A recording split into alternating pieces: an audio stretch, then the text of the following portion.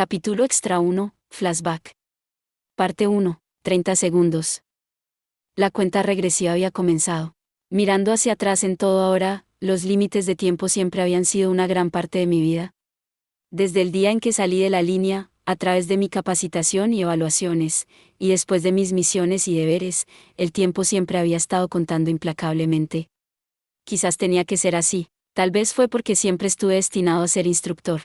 ¿Y me quieres para el trabajo? Así respondí cuando la comandante Witte me ascendió al puesto. Estaba confundido, para ser honesto. Sabía sobre el escuadrón experimental anterior del proyecto y los rumores sobre la formación de uno nuevo habían estado circulando por el búnker durante algún tiempo. Los androides Yora de tipo femenino habían demostrado ser un gran éxito.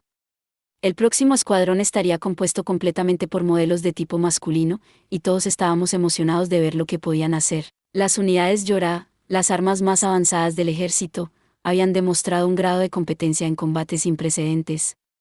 Los costos operativos se dispararon, pero también las esperanzas. Todavía necesitábamos demostrar su viabilidad en el combate real, pero una vez que los datos estuvieron a la mano y logramos la producción a gran escala, creímos que los modelos Yora podrían ser el elemento clave que necesitábamos para cambiar el rumbo de la guerra. Las expectativas monumentales descansarían sobre los hombros de este nuevo escuadrón. ¿Y la persona a la que eligieron para liderar era yo? Parecía improbable. Algo sobre la situación no me sentó bien. ¿Por qué la duda? Ciertamente espero que esto no se deba a una falta de confianza. Había una pizca de burla en el tono de la comandante Witte, que recuerdo haberme sentido un poco perturbado. Les puedo asegurar, ese no es el caso, dije con firmeza, sacudiendo la cabeza. El escuadrón está compuesto completamente por los nuevos modelos, dijo, y a pesar de tus mejoras, ciertamente no eres una unidad de Yora. Supongo que es razonable sentirse ambivalente acerca de guiar a estudiantes con capacidades que superan con creces las tuyas. Sin embargo, les recuerdo que no es particularmente inusual que los estudiantes superen a sus mentores. Ocurrió con bastante frecuencia en las escuelas que existían en la civilización humana. Yo estaba muy consciente del hecho. Mi vacilación se debió a otra cosa, a saber, por qué me habían elegido a mí en particular. Tenga la seguridad, agregó la comandante, de que no se espera que participe en un combate. Los únicos que lucharán serán las unidades Yora. Solo párate ahí en la línea de fondo y luce digno. De hecho, es bastante importante que no pelees. En cualquier caso, los enemigos estarán fuera de tu alcance. No iríamos tan lejos como para prohibirle participar en una batalla, pero tenga en cuenta que esperamos que mantenga la intervención al mínimo. Nunca antes había escuchado al comandante hablar de esta manera. Entonces, tal vez fue la avalancha de información que estaba proporcionando lo que me hizo olvidar hacer una pregunta más crucial: ¿por qué no se estaba haciendo cargo de este nuevo escuadrón? El escuadrón experimental anterior, el que estaba compuesto en su totalidad por androides femeninas, había sido dirigido por la misma comandante Witte. Si, por ejemplo, sus elecciones como líder de escuadrón hubieran fracasado, podría haber entendido la decisión de poner el próximo escuadrón en manos de otra persona. Pero el anterior había sido un rotundo éxito. Entonces, ¿por qué arreglar algo que no estaba roto? Al final, no pregunté y me encontré aceptando el puesto. La comandante Witte asintió con la cabeza en señal de aprobación. Muy bien. Por la presente, se le asigna la responsabilidad exclusiva del escuadrón experimental M de Yora. ¿Qué quieres decir con responsabilidad exclusiva? Exactamente como suena. Por supuesto, conservaré la autoridad final, y todas las misiones serán enviadas directamente por mí, pero más allá de eso, ¿el escuadrón está completamente en sus manos?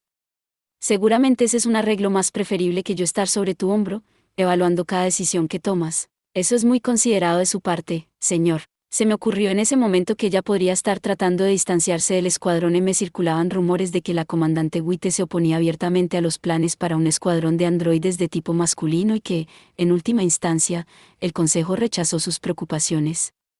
Quizás esa fue la razón por la que prefirió no liderar el escuadrón ella misma, pero al final, los rumores fueron solo rumores. Era imposible decir si las historias que había escuchado habían sido exageradas, o si eran ciertas en absoluto, así que no tenía mucha fe en ellas. Pensé que debería estar agradecido de que la comandante Witte hubiera prometido no entrometerse en mis nuevos asuntos diarios. No fue hasta mucho después que me di cuenta de que su no participación era un medio de autodefensa. 25 segundos. Tan pronto como comenzó la cuenta regresiva por los altavoces en la cabina de tiro, la precisión de número 3 disminuyó notablemente.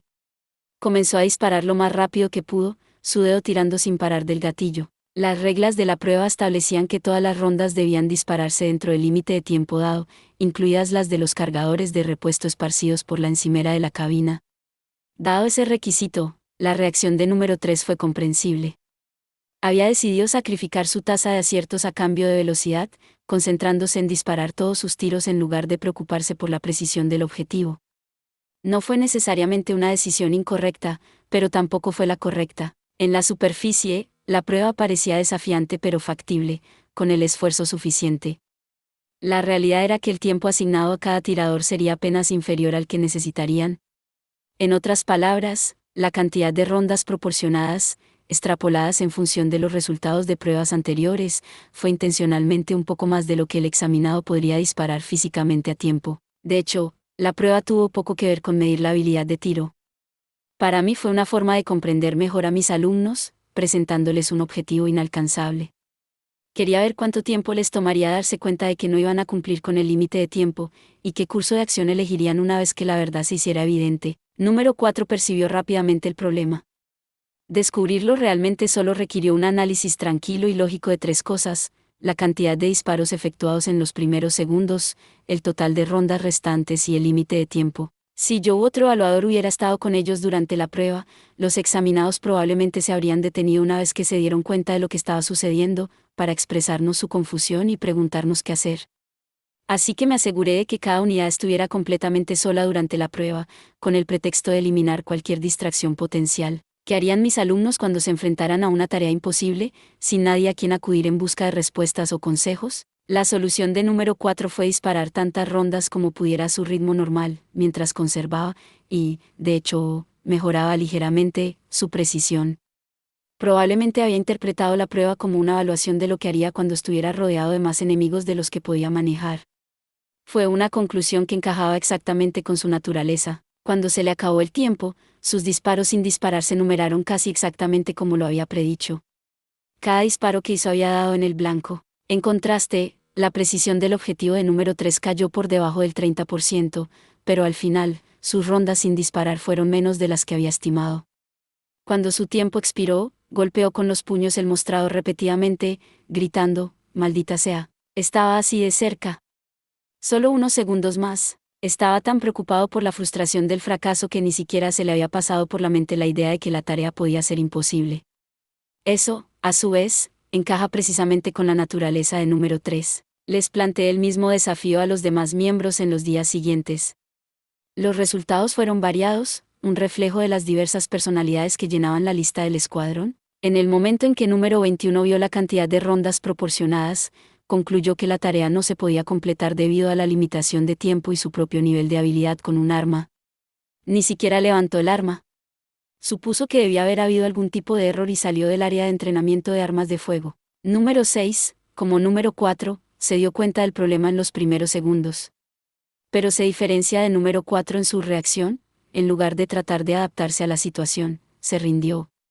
Pero tampoco se fue como número 21 continuó durante el tiempo restante, disparando lánguidamente. La expresión de su rostro dejaba en claro que no le importaba un comino. Cuando número 22 tomó la prueba, comenzó a verse un poco confundido a la mitad, pero siguió adelante, manteniendo su velocidad de disparo hasta que se acabó el tiempo. Lo más probable es que hubiera comenzado a sospechar que la tarea era imposible, pero le faltaba confianza en su propia conclusión. Número 9 pareció notar el problema aproximadamente a la mitad del examen, al igual que número 22. Sin embargo, respondió de manera bastante diferente. Se puso ansioso y apretó el gatillo lo más rápido que pudo, sin duda creyendo que, si se esforzaba lo suficiente, podría lograrlo. Pero al carecer de la habilidad de combate de número 3, no pudo mostrar un aumento inesperado de velocidad. Su actuación estuvo muy en línea con lo que había anticipado. Quería saber cómo reaccionaría cada uno de mis alumnos ante una tarea imposible. Una vez completadas las pruebas, lo supe. Sin embargo, no pude aplicar ese conocimiento. Si tan solo lo hiciera, no. Será mejor que lo dejes así. Después de todo, la retrospectiva siempre es 20-20. En realidad, ahora que lo pienso, eso fue justo en el momento en que número 4 solicitó la reasignación. Afirmó que se trataba de tener las mejores personas que podamos conseguir en cada función. Y no estaba equivocado, sería un ganar mucho más capaz que número 3. Pero acepté su solicitud principalmente porque era lo que él quería, y no vi ninguna razón en particular para negárselo. Pensé que eso sería el final, pero la decisión pareció hacer olas entre sus compañeros de escuadrón. Algún tiempo después, número 21 se acercó a mí, con los ojos brillantes de curiosidad, para preguntarme. ¿Es cierto que número 4 cambió los roles de atacante a artillero? Fui sorprendido. Sabía que los Canners eran curiosos por naturaleza, pero no había pensado que número 21 se interesaría por algo que parecía tan pequeño.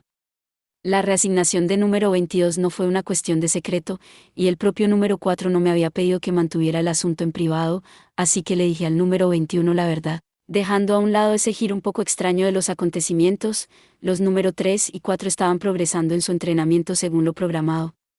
De repente, me encontré preocupado por la otra unidad M001, que estaba muy rezagada. Me habían informado desde el principio que, debido a la naturaleza especial de los deberes de número 2, probablemente necesitaría mucho más tiempo que el resto para completar su entrenamiento y calibraciones, y estaba consciente de su verdadera designación, número 2 tipo E.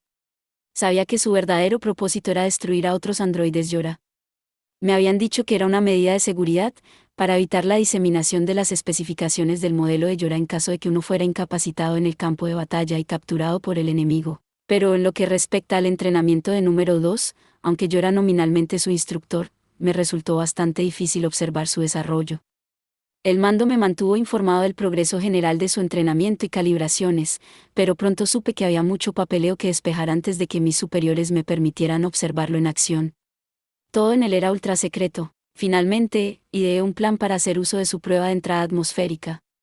Dado los costos de operación, el tiempo de uso de las unidades de entrenamiento de descenso siempre se administró de manera estricta. Todo lo que tenía que hacer era estar presente en el hangar inmediatamente antes o después de la ventana de prueba programada de número 2, me encontraría con él de seguro. Número 2. Cuando lo llamé en el hangar, silenciosamente se volvió hacia mí, sin mostrar ningún signo externo de sorpresa. Procedió a saludarme, su expresión plana y sin revelar nada. En una inversión de lo que pretendía, fui yo quien me tomó con la guardia baja por mi encuentro orquestado. El modelo de número 2 tenía la forma y las características de un adolescente, al igual que todos los miembros del escuadrón M002. Al mismo tiempo, había algo muy diferente en él, aunque me habría costado mucho decir exactamente qué era. Enojado, simplemente terminé el encuentro diciendo, no es nada importante. Seguir adelante. Hizo una reverencia, se alejó de mí y, luego corrió hacia la unidad de vuelo y saltó hábilmente dentro. El silencio y absoluta precisión con la que se movía fue otra sorpresa. La suya era la gracia de un asesino. Para ser honesto, cuando leí por primera vez el informe sobre él, me pregunté si estaba a la altura. Un escáner o sanador como número 21 o número 9 le plantearía pocos problemas, asumí, pero tenía mis dudas sobre si sería capaz de dominar a los atacantes y artilleros del escuadrón. Sabía que su marco estaba reforzado más allá de las especificaciones de los modelos estándar de Yora, pero eso no cambiaba el hecho de que había una diferencia considerable de tamaño entre número 2 y los androides con marcos de hombres adultos. Como instructor de número 3 y número 4, fui testigo de las increíbles capacidades físicas de las dos unidades M001 más grandes. Fue una preocupación innecesaria. Inmediatamente me di cuenta de que número 2 era mucho más poderoso que los demás, solo por la forma en que se paró frente a mí. Sospeché que los retrasos en sus calibraciones se debían a la dificultad de ocultar ese grado de fuerza. Y, por supuesto, número 2 habría necesitado tiempo adicional para familiarizarse con los deberes y el comportamiento de su portada tipo E. El modelo exterminador en sí no era ningún secreto, el hecho de que existieran tales androides era de conocimiento común. Pero cuando se desplegaba junto a un grupo predeterminado de objetivos potenciales, la designación normalmente se ocultaba para evitar alarmas innecesarias. Por lo tanto, el hecho de que número 2 hubiera sido asignado como tipo E en lugar de tipo E era revelador, sus objetivos estaban decididos, el destino del escuadrón experimental M sellado. La única recompensa que esperaba el escuadrón M al final del experimento fue la eliminación. La muerte a manos del exterminador sería su cruel final. 20 segundos. El recuerdo de otra cuenta regresiva en particular me perseguía incluso ahora. No lo lograremos, había gritado número 22, con la voz tan temblorosa que podía oírla por las comunicaciones. Casi gritaba, lo que no era sorprendente, los informes de las líneas del frente rara vez se emitían en tonos tranquilos. Número 3 tendía a bramar, número 6 y número 21 tendían a ser hoscos. Incluso el siempre genial número 4 apresuraría sus palabras. El silencio siguió al grito desesperado de número 22, y justo después de eso vino un sonido distante como el temblor de un terremoto. El Goliat se había autodestruido. Misión cumplida. La operación había exigido la eliminación de un enemigo masivo descubierto cerca de la costa. Nuestro plan era piratearlo y ponerlo en modo de autodestrucción. Esa era la única opción viable que teníamos contra ese objetivo en particular. El fuego de armas pequeñas tendía a no rayar ni siquiera las máquinas de ese tamaño. Sin embargo, nos habíamos quedado con mucho menos tiempo del previsto, un lapso de pocos segundos desde que se activó el modo de autodestrucción del Goliat hasta que se encendió. Número 21, a cargo del ataque, y sus escoltas, número 22 y número 3, habían quedado atrapados en la explosión. Unos 340 segundos antes de la explosión, número 6, que también había sido asignado a la vanguardia, fue desviado para detener los refuerzos enemigos que se acercaban. Murió manteniéndolos a raya. Cuando número 9 llegó al lugar para recuperar los cuerpos, custodiado por número 4, inmediatamente abrí un canal de comunicación con comando. Comandante, ¿permiso para discutir mi informe anterior? Ella me interrumpió cortante, negando. Aunque me refería a él como un informe, el contenido se parecía más a una protesta directa. Continué largamente, detallando lo absurdo de nuestras últimas órdenes y exigiendo que se cancelara la misión. Las misiones del escuadrón no se pueden modificar, pero la comandante, fue exactamente como la operación anterior. ¿Todo el escuadrón fue aniquilado? Sí sabemos. El resultado actual se encuentra dentro de parámetros aceptables. ¿Les estamos permitiendo sufrir en vano? Enviarlos a batallas que no pueden ganar, obligarlos a luchar como animales desesperados por sus vidas. ¿Me estás diciendo que eso es parte del plan? Este no fue un ejercicio de entrenamiento. El escuadrón no estaba siendo probado en la seguridad de un campo de tiro. Estaban en un campo de muerte, contemplando hordas de formas de vida de máquinas mortales. La comandante se estaba impacientando conmigo. Espero que no haya olvidado el propósito del experimento, instructor. El escuadrón M perdura para que todos los futuros escuadrones de Yora puedan prosperar. Los sacrificios realizados por estas 6 unidades salvarán cientos, si no miles, de vidas de androides. Es lamentable, sí, pero es inevitable, de hecho, es prudente. Entonces, mis 6 fueron sujetos de una prueba de esfuerzo, una prueba de concepto. El Consejo quería saber qué tan malas podrían llegar a ser las circunstancias antes de que los androides masculinos Yora no pudieran dar a luz. Una comprensión profunda de la delgada línea que separa la victoria de la derrota les permitiría utilizar las unidades futuras de la manera más eficiente posible. Me decían que era un mal necesario. Esta era la gama que teníamos que recorrer para asegurarnos de que nuestra inmensa inversión arrojara resultados prácticos. Entendí la lógica. Cuando el sacrificio del escuadrón experimental M se comparó con la gran cantidad de unidades Yora que probablemente se producirían con el tiempo, fue evidente en qué dirección se inclinaría la balanza, pero para mí, conociendo de primera mano a los infortunados 6, no fue un argumento fácil de tragar. Respondí, si se niega a permitirnos abortar o retirarnos, al menos bríndenos una copia de seguridad. Denegado. ¿No entiendes? El apoyo externo haría que todo el experimento careciera de sentido, pero es la voluntad del Consejo, y eso fue eso. Una vez que se invocó el nombre del Consejo de la Humanidad, no hubo más lugar para la discusión. Sus decisiones fueron absolutas, para nunca ser anuladas. Hay otro asunto, instructor. Número 2 ha completado sus calibraciones. Estará descendiendo a la superficie en los próximos días. Espere más detalles de mí pronto.